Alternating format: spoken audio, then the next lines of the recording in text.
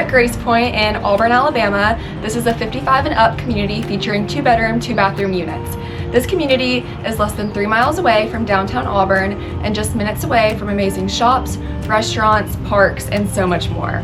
This community features amazing amenities such as a clubhouse featuring a fitness center and a computer room, a gazebo, an outdoor grill area, and so much more. Today, we are going to be looking at a 2-bedroom, 2-bathroom unit. Let's go take a look. Outside of every unit, there's a covered front porch. Come on in.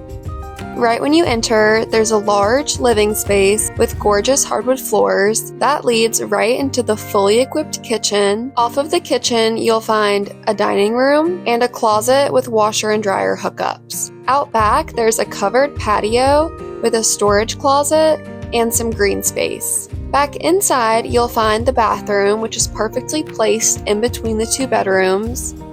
There's a linen closet, and then 2 spacious bedrooms. Each room features a ceiling fan and a closet. Inside the clubhouse, you'll find a fitness room, a resident room with computers, a large dining table, and a community kitchen. Outside, you'll find a grill area and a gazebo with picnic tables. Click the link below to book your tour.